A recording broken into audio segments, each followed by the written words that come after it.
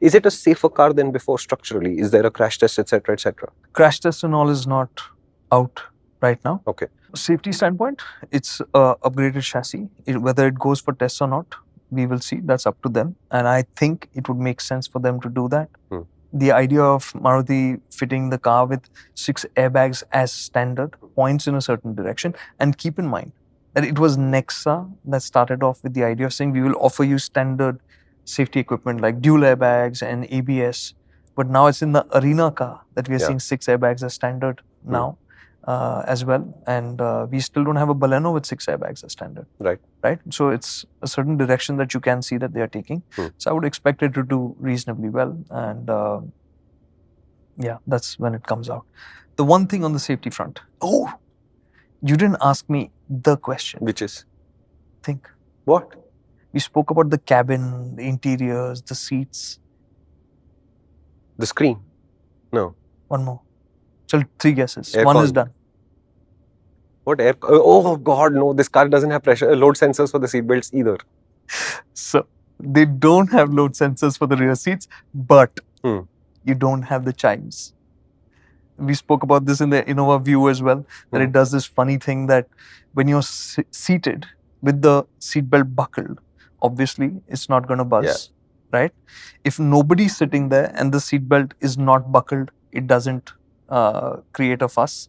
But if somebody was sitting in a seat and then leaves the seat and it's not buckled in, then it creates a fuss.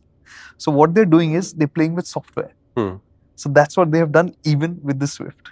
So when you're now looking at the back, and I did this 3 times when I started off, look back, I said, the seatbelts are not buckled, right? But there's no chimes. I kept waiting for it to happen, but it didn't.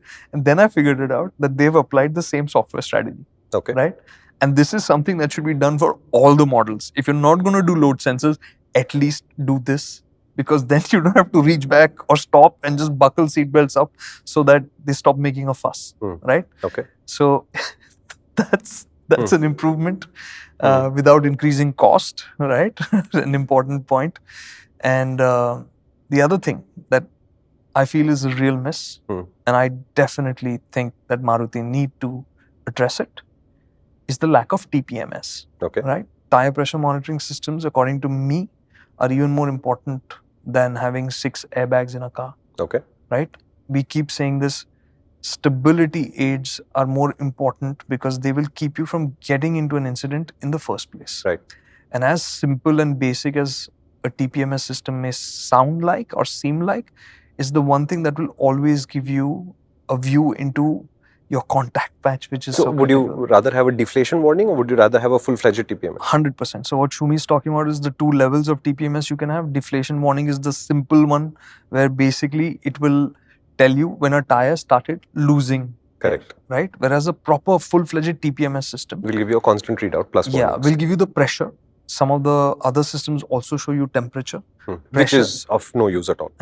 Pressure is what you definitely need.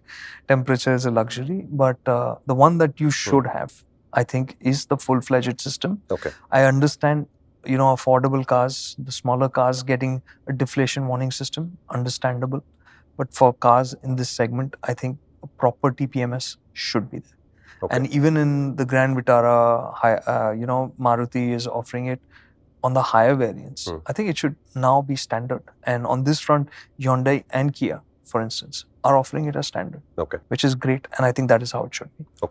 Point noted. And that for me is a big miss. Listen, this has been fun. And I think we should take this to the next level. I think our relationship's ready for it.